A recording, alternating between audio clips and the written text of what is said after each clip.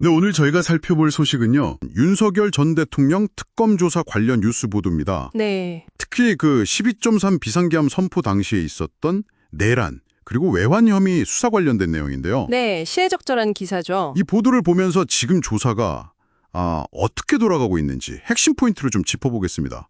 바로 시작할까요? 네, 좋습니다.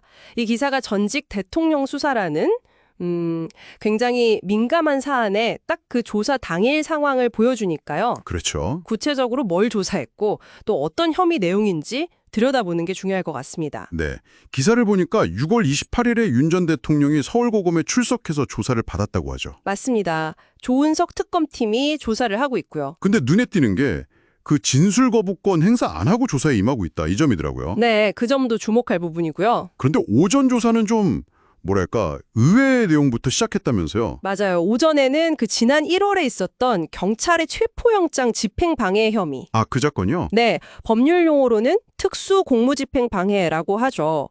그리고 또 하나는 비상계엄 직후에 김성원 전 경호처 차장한테 지시를 해서요. 지시요? 여인형 전 방첩사령관 같은 사람들 그 비화폰 기록 삭제 지시 혐의, 이걸 경호법상 직권남용 교사라고 부르는데 이 두 가지에 집중했어요. 기록 삭제. 네.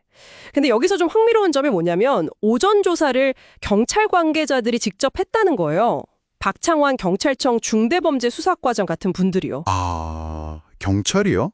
특검 사건인데 경찰이 조사했다는 게 저는 좀 특이하게 들리는데요. 보통 특검이 직접 다 하는 거 아닌가요? 네, 그렇게 생각하실 수 있죠. 근데 아마도 제 생각에는 영장 집행 방해 같은 건 경찰이 애초에 수사를 시작했잖아요. 그렇죠. 초동 수사를 했었죠. 네, 그러니까 그 연장선상에서 경찰이 먼저 좀 조사를 하고 그 다음에 이제 특검 소속 검사들이 내란이나 외환 같은 더 중요하고 핵심적인 혐의를 다루는 식으로 역할을 나눈 거군요. 네, 뭐 전문성이나 사안의 성격에 따라서 분담했다 이렇게 볼 수 있을 것 같아요. 그렇군요. 이해가 되네요.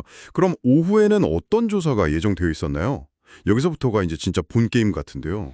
네, 특검팀 공지를 보면요. 오후에는 김정국, 조재철 부장검사가 투입돼서 비상계엄 선포 당시에 국무회의 의결 과정, 이게 적법했느냐? 이 문제 하고요. 네, 그 의결 과정 문제. 그리고 아직 좀 베일에 쌓여있는 외환 관련 혐의, 이걸 조사할 예정이었다고 해요. 외환 혐의.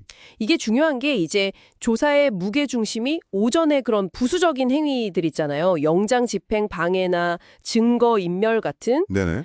거기서 이제 계엄 선포 결정 자체의 문제, 즉 내란 혐의랑 직결될 수 있는 부분, 그리고 또 하나 아직 정체가 불분명한 이 외환 문제로 넘어간다는 걸 딱 보여주거든요. 외환 혐의라. 내란 혐의는 뭐 계엄령 선포 과정이랑 직접 관련이 있어 보이는데 외환 혐의는 사실 좀 뜬금없다는 느낌도 들어요. 그렇죠. 기사에도 구체적인 내용은 전혀 없다고 하고요. 맞아요. 기사에도 그냥 외환 혐의라고만 딱 언급되어 있지 이게 구체적으로 뭘 의미하는지는 전혀 없어요.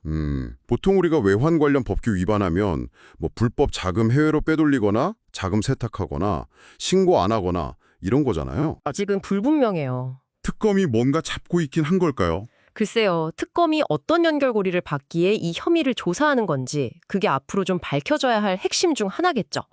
정말 궁금한 지점입니다. 그렇군요. 그럼 이 상황을 관심 있게 보고 계실 청취자분들께 이게 뭘 의미할까요?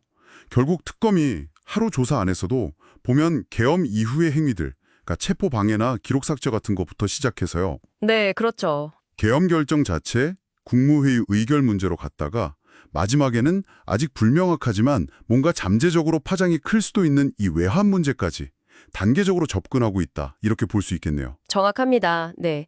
이 뉴스 보도에서 우리가 파악할 수 있는 중요한 정보는 바로 이 조사의 진행 방식이에요. 방식이요? 네. 단순히 시간 순서대로 쭉 나열한 게 아니라 혐의의 성격이나 중요도에 따라서 단계를 밟아 들어가는 전략으로 보이거든요. 뭐랄까 주변부에서 시작해서 핵심으로 접근하는 그런 방식이랄까요?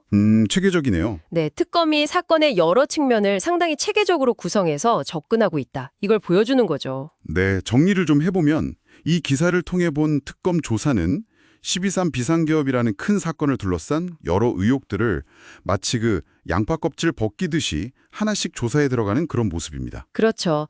영장 집행 방해나 기록 삭제 같은 구체적인 행위에서 시작해서 국무회의 의결 과정이라는 핵심 결정 단계, 그리고 마지막엔 아직 미스터리한 외환 문제까지 나아가고 있는 거고요. 맞습니다. 이 보도는 조사 당일의 그냥 스냅샷, 단면이지만 이 사건 자체가 얼마나 다층적인지, 그러니까 계엄 선포 결정과 그 전후의 여러 행위들이 복잡하게 얽혀 있다는 걸 잘 보여주는 사례라고 할 수 있겠습니다. 네, 마지막으로 저희가 한번 생각해 볼 점을 던져볼까 하는데요. 방금 말씀하신 것처럼 기사에서 언급된 외환 혐의의 실체는 여전히 안개 속입니다. 네, 그렇죠. 국내 정치적인 격변이었던 비상계엄 선포와 또 국가 간 자금 이동 같은 걸 규율하는 외환 관련 법규 위반 사이에 과연 어떤 연결고리가 존재할 수 있을까요? 그게 참 의문이죠. 이 질문에 대한 답이 앞으로 수사가 어떻게 흘러갈지 그 방향을 가늠하는 중요한 단서가 되지 않을까 싶습니다. 기자님, 오늘도 함께 해주셔서 감사합니다. 네, 감사합니다. 다음 에피소드에서 뵙겠습니다.